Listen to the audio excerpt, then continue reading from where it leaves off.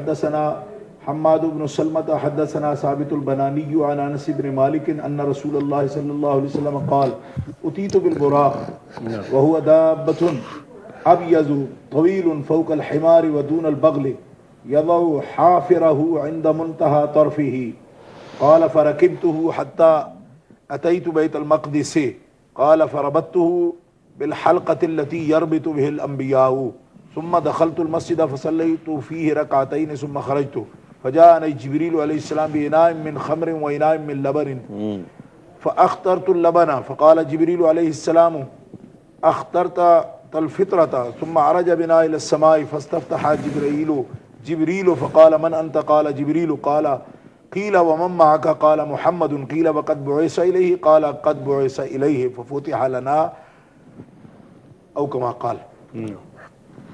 حدیث طویل ہے لیکن میں ابتدا سے چند ایک باتیں بیان کرنا چاہتا ہوں. وہ یہ ہے کہ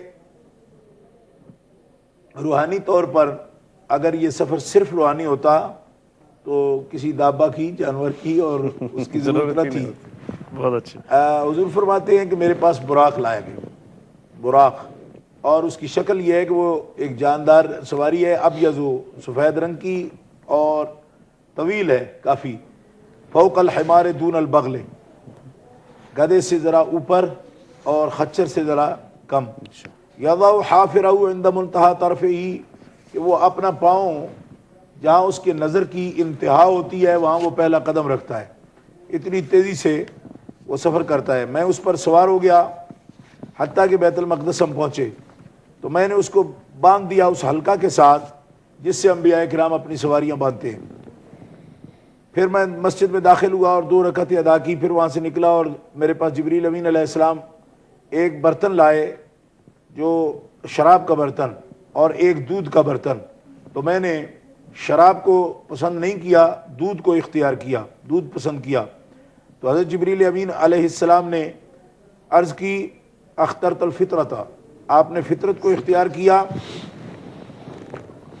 اور پھر جبریل امین مجھے ساتھ لے کر آسمانوں کی طرف گئے. یا پھر اس کا براق کا ذکر نہیں ہے یہاں پہ. ایک تو یہ بات ہے کہ دابہ جو ہے یہ جانور کہاں کا ہے؟ جنت سے لایا گیا براق. براق جو ہے یہ برق سے مبالغہ ہے، بجلی سے. اور یہاں علماء یہ لکھتے ہیں کہ اگر حضور نبی کریم علیہ الصلوۃ والسلام کی حقیقت صرف بشری ہی تھی، نورانیت نہیں تھی آپ میں، خلقتاً نوری نہیں تھے حضور، جیسے کہ لوگ اس میں ہچر پچر کرتے رہتے ہیں، نہیں جی وہ نور ہدایت ہے، وہ نور ہدایت ہے. تو نور ہدایت تو ہیں ہی، اس میں کوئی شک نہیں ہے، بشر بھی ہیں، اس میں کوئی شک نہیں ہے. لیکن خلقتاً نور کا جو انکار کرتے ہیں، ہم ان سے پوچھتے ہیں کہ وہ کہتے ہیں جی خلقتاً نور میں تو بالکل ہماری طرح ہے. تو میں نے کہا جب براق برق سے، بجلی سے مبالغہ ہے تو حضور تو اس کے اوپر بیٹھ گئے ہیں. فرقم تو میں اس کے اوپر بیٹھ گیا. ٹھیک ہے جی. حتیٰ کہ امام حاکم نیشا پوری کہتے ہیں کہ اس سواری کو آپ نے لگام دے ڈالی. ہمارے پنجابی میں کہتے ہیں کڑیاڑا دے دیا، لگام پہنا دی. تو نبی کریم علیہ السلام تو وہ نور ہیں جس نے نوری سواری کو بھی لگام ڈال دی ہے. اور میں ان سے پوچھتا ہوں کہ اگر یہ لوگ کہتے ہیں کہ مثلیت میں برابر ہیں تو براق تو بہت بڑی بجلی کا مرکز ہے. ایک عام ایک تار ان کے ہاتھ میں پکڑا دیتے ہیں ننگی کر کے جس میں تھوڑے سے وولٹ ہوں بجلی کے. اگر ان کو جھٹکے لگے تو پھر محسوس کریں کہ نبی کریم علیہ السلام کے وجود مطہر میں خلقتاً اگر نورانیت نہیں تھی تو اتنی بڑی بجلی پر وہ کس طرح بیٹھ گئے، بجلیوں کا جو مرکز ہے اس پر کس طرح سوار ہو گئے. اور پھر دیکھیے کہ نبی کریم علیہ الصلوۃ والسلام اتنی تیز سواری ہے. اب یہاں پہ حدیث پاک مسلم شریف اس وقت کھلی ہوئی ہے میرے سامنے. حضرت جبریل امین عرض کرتے ہیں سفر کے دوران، حضرت جبریل امین عرض کرتے ہیں یا رسول اللہ یہاں موسیٰ علیہ السلام کی قبر ہے. حضور فرماتے اوتی تو موسیٰ اسری ابی عند کثیب الاحمر رأیت موسیٰ قائم یصلی فی قبرہ، کہ معراج کی رات مجھے لایا گیا سرخ ٹیلے کے پاس جس کی کثیب احمر یعنی سرخ رنگ کی مٹی تھی اس کی. وہاں میں نے دیکھا کہ موسیٰ علیہ السلام اپنی قبر میں کھڑے ہو کر نماز ادا فرما رہے ہیں. آپ یقین کریں کہ جن لوگوں کو بغض اور عناد ہے سرکار کی صفت پاک سے، ان کا حال یہ ہے کہ مدینہ منورہ میں ایک آدمی کہتا ہے میں پروفیسر ہوں، مدینہ یونیورسٹی میں پڑھاتا ہوں. میں نے جب یہ حدیث اس کے سامنے رکھی وہ کہنے لگا کہ یہاں جو آپ بہت مواجہ کے سامنے جانے کی کوشش کرتے ہو تو کیا خبر ہے کہ وہ اندر ہے بھی یا نہیں، کیونکہ جسم تو ختم ہو جاتا ہے. میں نے یہ حدیث جب پیش کی اس کے سامنے مسلم شریف سے کہنے لگا واللہ مجھے تو خبر ہی نہیں اس حدیث کی، میں نہیں جانتا. تو میں نے کہا تمہارا نہ جاننا کوئی دلیل ہے؟ تمہیں تو وہ آنکھ ہی نہیں ملی جو آنکھ اللہ کے محبوبوں کے مراتب کو اور ان کے درجات علیہ کو پہچانتی ہو. تم تو ان کے نقائص تلاش کرتے رہتے ہو, یہ کوشش کرتے رہتے ہو کہ کمی والی بات سامنے آ جائے. میں نے کہا میرے ساتھ چلو ابھی لائبریری میں تمہیں یہ حدیث نکال کے دکھاؤں گا. حضرت یہ حدیث کا بیان جاری رہے گا انشاءاللہ. ہمارے ساتھ کالر ایک اور موجود ہیں, آصف رشید صاحب from Halifax. Welcome to the program. بہت بہت شکریہ کال کرنے کا. آصف صاحب السلام علیکم ورحمۃ اللہ وبرکاتہ. وعلیکم السلام ورحمۃ اللہ وبرکاتہ. خوش آمدید. حضرت شاہ صاحب کی خدمت میں سلام عرض ہے. وعلیکم السلام ورحمۃ اللہ. آپ کا پروگرام بہت ہی اچھا جا رہا ہے اور ماشاءاللہ اللہ تعالیٰ سید عرفان مشہدی صاحب کو زندگی دے. آمین آمین. یہ ان کی وجہ سے جو ہے اسلام کا نور پھیلا ہے برطانیہ میں. اللہ تبارک تعالیٰ باقی علماء کو بھی خیر عطا فرمائے اور اسی طرح یہ روحانی محفل جاری ساری رہے. آمین آمین. السلام علیکم. بہت شکریہ بہت شکریہ. ماشاءاللہ دعائیہ کلمات کے ساتھ تشریف لائے تھے جناب آصف رشید صاحب.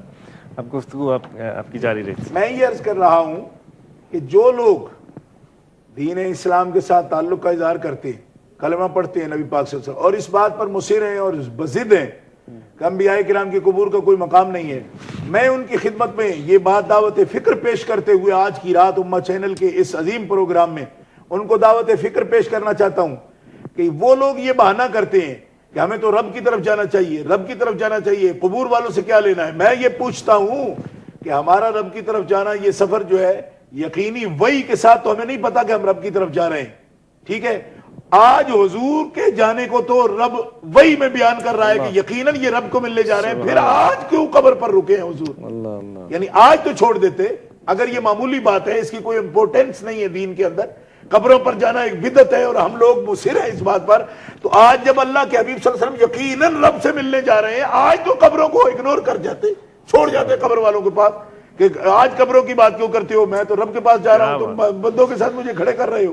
بہت اس بات پر دھیان دینا چاہیے اور ضد نہیں کرنی چاہیے ان لوگوں کو. میں دعوت فکر پیش کر رہا ہوں معراج کی رات کو کہ اس بات پر غور کرو کہ جن کو صدیاں گزر گئی ہیں وہ قبر میں کھڑے ہو کر نماز ادا فرما رہے ہیں, اور پھر کہا جاتا ہے یہ بدعتی لوگ ہیں جی, ان کے پاس دلیل نہیں. میں کہتا ہوں صحیح مسلم کی حدیث میں پیش کر رہا ہوں, اس دلیل پر جرا کرو, جو کرنا چاہے اس پر جرا کرے, بتائے کہ اس کی سند کمزور ہے یا یہ مسئلہ کس طریقے پر غلط ہے. حضرت موسیٰ علیہ السلام. قبلہ شاہ صاحب آپ کی چیلنج جاری رہے گی. مصطفیٰ صاحب پیٹر برگ میں شامل ہونا چاہ رہے ہیں. السلام علیکم ورحمۃ اللہ وبرکاتہ. وعلیکم السلام ورحمۃ اللہ وبرکاتہ. میں یہی عرض کرنا چاہتا تھا, کسی نے بھی بیٹھے کسی نے بھی اسپانسر کیا ہوگا نا پاکستان سے کسی کو ادھر آنے کے لیے, اگر ایسا ہوتا تو ایئرپورٹ سے ہی کسی کو بھیجتے لینے کے لیے, وہ گھر پر جاتے اور دروازہ بند ہے صرف بات کر کے اس کو واپس بھیجتے تھے. تو یہ بات سوچنے کی ہے کہ حضور کو تک پہنچایا اور پھر بولتے کہ دیکھا ہی نہیں. یہ تو بات ہے, یہ تو سوچنا بات ہے. اگر آدمی یہ کرے نا تو بہت بڑی بات ہے. بے شک بے شک. مصطفیٰ صاحب بہت بہت شکریہ آپ کے مداخلت کا. بہت بہت نوازش. یہ تھا, یہ آخری ہمارے کالر تھے آج کے اس کے پروگرام میں. تو ہمارے پاس تقریباً 10 منٹ اختتامی جو کچھ میسیج ہیں اور کچھ نکات دونوں حضرات سے. بہت خوبصورت اور بہت جامع چیلنج ابھی قبلہ شاہ صاحب نے پیش خدمت کیا تمام لوگوں سے کہ بھئی یہ why is it that we have this kind of discrepancy. تو اور اسی پر حدیث متواترہ ہے چشتی صاحب, جناب حدیث متواترہ امام بہقی رحمۃ اللہ تعالی علیہ نے اس کو الانباء میں ذکر کیا ہے. آپ فرماتے ہیں کہ جو یہ جملہ ہے کہ ان من جملۃ ما تواتر عن النبی صلی اللہ علیہ وسلم الانبیاء احیاء فی قبورہم یصلون, سارے انبیاء اپنی قبروں میں زندہ ہیں اور نماز ادا فرما رہے ہیں. اور یہ حدیث متواترہ ہے جس کا منکر دائرہ اسلام سے ہی خارج ہو جاتا ہے. تو کس طرح لوگ یہ اعتقاد بناتے ہیں اور لوگوں کو بھی گمراہ کرتے چلے جاتے ہیں یہ انبیاء کی حیات کے مومن. پھر دیکھیے سنن نسائی اس وقت میرے سامنے موجود ہے.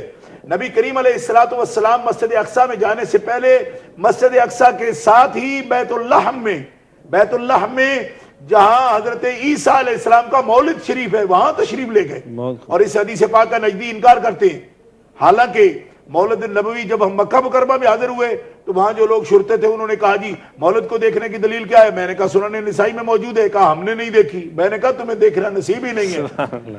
اسی وقت اسی مقام پر میں کھڑا ہوں, سنن نسائی لاؤ. میں حدیث اگر نہ دکھا سکوں میں واپس چلا جاؤں گا، اور اگر میں دکھا دوں تو تمہیں اپنے الفاظ واپس لینے پڑیں گی۔ آج بھی وہ کھڑے ہیں سفاک ظالم لوگ، 50 کھڑے ہیں، کہتے ہیں مولد میں کیا ہے، کیوں دیکھ رہے چلے آتے ہو؟ میں پوچھتا ہوں کہ مولد عیسیٰ میں اگر برکت ہے، ہمارے آقا وہاں تشریف لے جاتے ہیں، تو مولد محمد رسول اللہ میں برکت کیوں نہیں ہے، اور وہاں مسلمانوں کو کیوں روکا جاتا ہے اور کیوں منع کیا جاتا ہے؟ مسجد نبوی شریف ہو، مکہ مکرمہ ہو، مولد النبی ہو، آثار نبوی ہوں، کوئی اس کا اجارہ دار نہیں ہے، ہر مومن اس کا شیئر ہولڈر ہے، اور ہر ایک کا حق ہے کہ اس کو اس کے طریقے کے مطابق قرآن و سنت کی روشنی میں اس کو زیارت کے لیے وہاں جانے دیا جائے۔ یہ ظلم عظیم ہے اور ہم اس کے خلاف احتجاج کرتے ہیں، ورنہ سنن نسائی کی اس حدیث کا ہمیں جواب دیا جائے کہ معراج کی رات پیارے مصطفیٰ مولد عیسیٰ پر کیوں گئے؟ اگر اس کے اندر کوئی امپورٹنٹ بات نہیں ہے اور اس کی کوئی حقیقت نہیں ہے تو سرکار کیوں تشریف لے گئے؟ ورنہ سنن نسائی کی اس بات کا ہمیں جواب چاہیے۔ اور یہ بات بھی پیارے مصطفیٰ نے ہمیں یہ بتا دی کہ نہ صرف قبریں متبرک ہیں اور مبارک مقام ہیں، بلکہ یہاں انبیاء کے مقامات ہیں، ان کا مولد ہو، مسکن ہو، آثار ہوں، مشاہد ہوں، جہاں ان کا نشان قدم لگ جائے۔ دیکھو نا وَاتَّخِذُوا مِن مقام ابراہیم مصلی فرمایا، تو وہاں کیا ہے؟ حضرت ابراہیم علیہ السلام کا قدم کا نشان ہی تو لگا ہوا ہے۔ معلوم ہوا مقام مقدس ہے، متبرک ہیں، ان کے مولد متبرک ہے، مساکن متبرک ہے، مشاہد متبرک ہے۔ پتہ نہیں کون لوگ ہیں بیٹھ کے کہتے جی یہ بدعت ہے، یہ جہالت ہے۔ میں نے کہا جہالت تمہاری ہے، تم نے تو سیاستہ نہیں دیکھی۔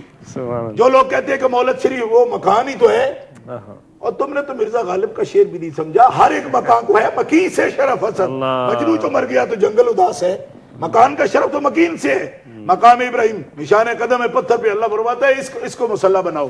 اور دیکھو پھر دیکھیے کہ لوگ انبیاء کرام کی حیات کے بارے میں اور ان کے بارے میں وہ کس طرح آ جاتے ہیں، کس طرح سنتے ہیں۔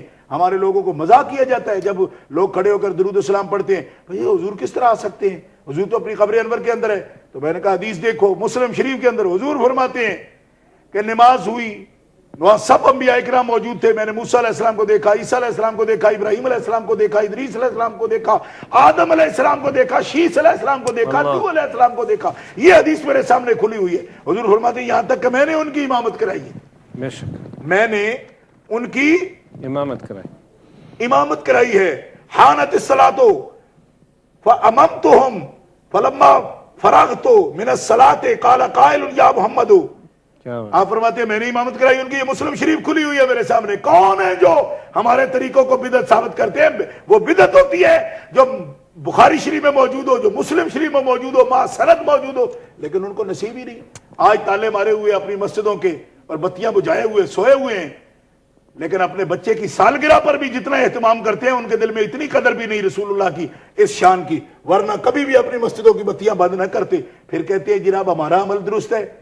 یہ ان کا، میں سمجھتا ہوں کہ وہ لوگ جو ہیں وہ ایک ایسا ماحول اور ایسی فضا پیدا کرنا چاہتے ہیں کہ مسلمانوں کا کوئی خوشی کا موقع، مسلمانوں کی کوئی روحانی خوشی کا انتظام نہ ہو جائے، اور مسلمان کبھی ایسی جو ایکٹیویٹیز ہیں، مصروفیات ہیں پیاری، ان کے اندر اگر شامل ہوئیں گے تو پھر وہ ٹیررزم پر یقین نہیں رکھیں گے یقیناً۔ لیکن ان کو تو یہ چاہیے کہ اپنے ایک پائپ میں بند کر کے لوگوں کو جو چاہیں وہ دین سکھا دیں۔ ہم ایسا نہیں کرنے دیں گے۔ الحمدللہ بخاری شریف سے ثابت کریں گے، مسلم شریف سے ثابت کریں گے، حضور امام الانبیاء ہیں، اور میرے آقا فرماتے ہیں اسی حدیث کے ترجمہ میں، میرے آقا امام احمد رضا بریلوی کہتے ہیں نماز اقصا میں تھا یہی سر، آیا ہو مانا اول آخر، کہ دست بستہ ہے پیچھے حاضر جو سلطنت پہلے کر گئے تھے۔ سرکار دو عالم علیہ السلام۔ اب مجھے بتائیے کہ بعض بعد الموت کے عقیدے میں اگر یہ لوگ جو ہیں یہ ان کے جسم یا روحیں قید ہوتی تو کس طرح وہاں آ جاتی، اور نہیں آئے تو حضور بیان کو فرما رہے ہیں۔ اس کا جواب دیں نا، ہم سے کیا جواب لیتے ہیں؟ یہ تو بخاری مسلم ہے، وہ لوگ کہتے ہیں جی اگر حدیث سے دکھاؤ تو پھر ہم تو دو اس کا جواب کہ وہ قبروں میں قید نہیں ہیں، انبیاء کی نہ روحیں قید ہیں نہ ان کے جسم قید ہیں، اللہ کی طرف سے اجازت ہے، اور جہاں اللہ کا حکم ہوتا ہے وہاں وہ چلے جاتے ہیں۔ جس طرح 1.25 لاکھ انبیاء کرام مسجد اقصی میں جمع ہیں، ہمارے آقا ان کی جماعت کرا رہے ہیں۔ اور پھر لطف کی بات ہے، موسیٰ علیہ السلام کو حضور اپنی قبر میں بھی، موسیٰ علیہ السلام کی قبر میں بھی دیکھ رہے ہیں، موسیٰ علیہ السلام کو حضور مسجد اقصی میں بھی دیکھ رہے ہیں، اور اسی حدیث میں آتا ہے کہ پیارے مصطفیٰ علیہ السلام ان کو چھٹے آسمان پر بھی دیکھ رہے ہیں۔ معلوم ہوا انبیاء کرام کے نہ روح قید ہیں نہ جسم قید ہیں۔ اب اگر صلاۃ والسلام اس عقیدہ سے ہم پڑھتے ہیں تو حضور کے لیے بھی کوئی معاذ اللہ رکاوٹ نہیں ہے۔ اگر کوئی رکاوٹ کا عقیدہ رکھتا ہے وہ بہت غلط ہے۔ نہ روحیں قید ہیں نہ جسم قید ہیں، جہاں چاہیں کرم فرمائیں اور جس طرف چاہیں توجہ فرمائیں، اور جس غلام کی سننا چاہیں اس کی سن سکتے ہیں۔ محبت کے ساتھ آداب کے ساتھ بات پیش کرنے کی ضرورت ہے۔ اب آگے چلیے، جب آپ خاص وہ مقام جس کے بارے میں نے نشاندہی کرتے ہوئے بات عرض کی تھی کہ قدرت نے پوچھا بما یختصم الملأ الاعلیٰ، یہ میرے ملائے اعلیٰ بڑے فرشتے جبرائیل، میکائیل، یہ اسرافیل اور اسرائیل، ان کے درمیان کس بات پہ جھگڑا ہے؟ حضور فرماتے مجھے تو پتہ نہیں کس بات پہ جھگڑا ہے۔ فرمایا آج کوئی بات ایسی نہیں رہے گی جس کا آپ کو پتہ نہیں۔ سبحان اللہ۔ اس مقام پر وضع یدہ کی حدیث ہے، قدرت نے اپنا ہاتھ رکھا، حضور فرمایا سب کچھ میرے علم میں آ گیا۔ اب حضرت جبریل امین سر عرش حضور سے سوال کر رہے ہیں کہ میں جبریل ہوں، یا رسول اللہ میں وہی لاتا ہوں آپ کے پاس، انبیاء کے پاس بھی وہی لاتا ہوں، مگر کچھ ایسی حکمتیں ہیں کہ جب میں ایسے اللہ کے کام، اللہ تعالیٰ کے فضل دیکھتا ہوں تو میں حیران رہ جاتا ہوں کہ ایک شخص گناہوں میں ڈوبا ہوا ہے، ایک شخص گناہوں میں ڈوبا ہوا ہے، میں اس کے نامہ اعمال پر جو فرشتہ ہے اس سے میں واقف ہوتا ہوں، اس بندے کے اعمال سے، کہ وہ مجھے بتاتا ہے کہ یہ شخص ہلاک ہوگا، کبھی بخشش کا اس پر توقع نہیں ہے۔ تو فرماتے ہیں میرے لیے تعجب کی بات یہ ہے کہ یا رسول اللہ کچھ ثانیے کے بعد اگر میں اس پر دھیان کرتا ہوں تو سمجھ آتی ہے اس کے پاس کوئی گناہ نہیں ہے اور وہ بخشا گیا ہے۔ یا رسول اللہ مجھے یہ پتہ نہیں کہ ایک شخص اگر 60 سال 70 سال گناہ کرتا ہے، چند ثانیے میں وہ دھل کیسے جاتا ہے، کس طرح اس کی بخشش ہو جاتی ہے؟ یہ بات میرے لیے باعث تعجب ہے۔ لوگ پوچھتے ہیں جی یہاں باتیں کر رہے ہیں امبیٹوی صاحب کہ ابلیس کا علم کہ وسعت کے لیے تو ہمارے پاس دلیل ہے، ابراہیم قاطع کتاب لکھ ڈالی۔ میں کہتا ہوں یہ ابراہیم قاطع نہیں، قاطع الایمان ہے، ایمان کاٹنے والی یہ کتابیں ہیں۔ اور کن لوگوں نے ایسے نجس لوگوں کو اپنے سروں پر اٹھا رکھا ہے اور کہتے ہیں جی ہمارے اکابر ہیں۔ کس طرح کے یہ اکابر ہیں؟ آؤ حدیث پاک کی روشنی میں سنو، عرش کے اوپر حضور نے مدرسہ قائم فرمایا۔ جبریل امین پوچھتے ہیں مل منجیات، نجات دینے والے اعمال کون ہیں کہ سارے گناہ اس کے دھل جاتے ہیں اور بندہ بالکل پاک صاف ہو جاتا ہے؟ نبی کریم علیہ السلام فرماتے ہیں جبریل امین، اے جبریل امین علیہ السلام اگر آپ نہیں جانتے، اطعام الطعام و افشاء السلام والصلاۃ باللیل والناس نیام، جو بندہ السلام علیکم کی کثرت کرتا ہے، علی من عرفت ومن لم تعرف، ہر بڑے چھوٹے کو سلام کرنے میں پہل کر جاتا ہے، وہ جتنا بھی گناہگار ہو اللہ تعالیٰ اس کے گناہ معاف فرما کے اس کی نجات فرما دیتا ہے۔ آپ نے فرمایا جو بندہ مسکینوں کو، بھوکوں کو کھانا کھلاتا ہے، وہ جتنے بھی گناہگار ہوتا ہے۔ اطعام الطعام اتنی بڑی نیکی ہے، غریبوں کے لیے لنگر جاری کرنا، لیکن آج اس نیکی کو روکنے والے کون لوگ ہیں کہ جنہوں نے غریبوں کے لنگر خانے میں بھی جا کے دہشت گردی کی ہے اور وہاں دھماکے کیے ہیں۔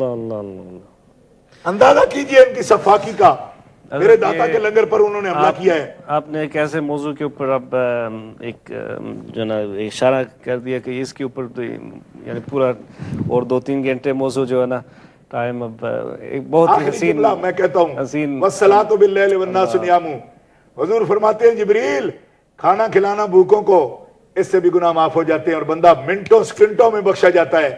فرمایا تمہیں تعجب ہے لیکن یاد رکھ جو لوگ رات کو اٹھ کے نماز کے لیے چلتے ہیں، جب لوگ سوئے ہوئے ہوں اور ان کے قدم خدا کی مسجدوں کی طرف بڑھنے لگے، نفلی عبادات کے لیے وہ بندے چلتے ہیں، رب تعالیٰ ان کے گناہ معاف فرما دیتا ہے اور ان کو نجات فرما دیتا ہے۔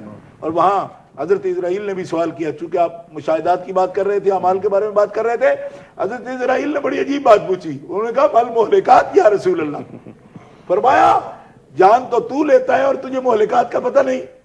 عرض کرنے لگے میں تو جسم سے جان نکالتا ہوں، لیکن کچھ بندے ایسے ہیں کہ جب میں جاتا ہوں تو ان کو روح پہلے ہی مری ہوئی ہوتی ہے۔ یا رسول اللہ اس بات کا مجھے پتہ نہیں کہ روحیں کون مار جاتا ہے، کیونکہ وہ مردہ روحیں ہوتی ہیں، ان کے اندر ان کی تازگی کوئی نہیں، ان کے اندر حرارت کوئی نہیں، روحیں مردہ ہیں۔ نبی کریم صلی اللہ تعالیٰ علیہ وسلم فرماتے ہیں کہ جب کوئی کسی بھوکے کو، سائل کو رد کرتا ہے اس کی روح مر جاتی ہے۔ حضور فرمایا اعجاب المرء بنفسہ، جب کوئی بندہ اپنے آپ پر اٹھلاتا ہے، تکبر کرتا ہے، فخر کرتا ہے اپنے اوپر اور عاجزی اختیار نہیں کرتا تو اس کی روح مردہ ہوتی ہے۔ اور یہ بالکل حقیقت ہے کہ جو لوگ متکبرین آپ کو نظر آئیں گے وہ ان کی روحیں مردہ ہوتی ہیں، ایسے ہی اپنے چمڑے اٹھا کے اور جسم پر وہ آرائش زیبائش کر کے اپنے آپ کو زندہ سمجھتے ہیں، ان کے اندر جان نہیں ہوتی۔ تو یہ ایک طویل سلسلہ ہے، حضرت اسرافیل کے بھی سوال آتے ہیں، حضرت میکائیل کے بھی سوال آتے ہیں، حضرت جبرائیل علیہ السلام کے سوال آتے ہیں، حضرت اسرائیل کے سوال ہیں. مجھے یہ کہنا چاہیے کہ نبی کریم علیہ السلام نے محمدی درس سر عرش جاری فرما دیا. کیا بات ہے. اور علوم کے خزانے ملائکہ جس سے واقف نہیں، نبی کریم علیہ السلام وہ علوم بیان فرما رہے ہیں. اس کی روشنی میں ان لوگوں کو بھی دیکھنا چاہیے جن کو وہم پڑتا ہے کہ شاید ملائکہ کا علم، اور وہ بھی کیا ابلیس ناری اس کے علم کو کی وسعت کے لیے دلیلیں لانے کی کوشش کر رہے ہیں. ایسا سوچنا بھی جائز نہیں. میں اس گفتگو کو اعلیٰ حضرت رحمت اللہ علیہ کے لہجے میں ایک میٹھے لہجے میں بات کو ختم کرنا چاہتا ہوں. یہی سما تھا کہ پیک رحمت خبر یہ لایا کہ چلیے حضرت تمہاری خاطر کشادہ ہیں جو کلیم پر بند راستے تھے. بڑے محمد قریب و احمد قریب آ سرور ممجد نثار جاؤں. یہ کیا ندا تھی، یہ کیا سما تھا، یہ کیا مزے تھے. تبارک اللہ شان تیری تجھی کو زیبا ہے بے نیازی. کہیں تو وہ جوش لنترانی، کہیں تقاضے وصال کے تھے. نبی کریم علیہ السلام. اور اس پر میں اگر آپ اجازت دیں تو میاں محمد صاحب عارف کھڑی کے بھی 2 اشعار پیش کر دوں، کیونکہ جن کو اردو نہیں زیادہ اس میں درک نہیں ہے. تو میاں صاحب آپ فرماتے ہیں، میاں صاحب فرماتے ہیں سب کسے تھی گئے اگیرے چاچا پردے نوری. کعبہ قوسین او ادنا تائیں پایا شان حضوری. جانی نال ملے دل جانی وتھ نریا ذرہ خلط تحفے ہدیے لے کے آئے پھر مکرم. بات بہت خوب. آخری اور بہت ہی حسین انداز میں اختتام فرما رہے تھے ہمارے قبلہ شاہ صاحب.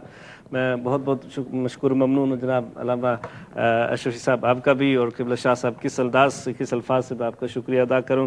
جیسے کہ ہمارے کالر نے بھی فرمایا واقعتاً آپ سرمایہ اہل سنت ہے. اللہ تعالیٰ آپ کو اور تمام اہل سنت کو سلامت رکھے. ناظرین کرام بہت ہی حسین پروگرام آج آپ نے مشاہدہ کیا. اس کے بعد بہار نعت لے کر جناب ہمارے حاجی افضل صاحب لائیو پروگرام لے کر تشریف لا رہے ہیں. انشاءاللہ اس کو بھی دیکھیے گا، مشاہدہ کیجیے گا. اور کل اختتامی خصوصی پروگرام جو ہے نا کل بھی اسی معراج کے موقع حوالے سے ہوگا. بہت بہت شکریہ، مہربانی. اور انشاءاللہ اسی طرح آپ کا ساتھ اور سپورٹ رہے گا تو انشاءاللہ امہ چینل اسی قسم کے پروگرام اہل سنت والجماعت کا عقائد اور ہمارے جو ایک پلیٹ فارم ہے آپ سب تک پہنچایا جائے گا. بہت بہت شکریہ.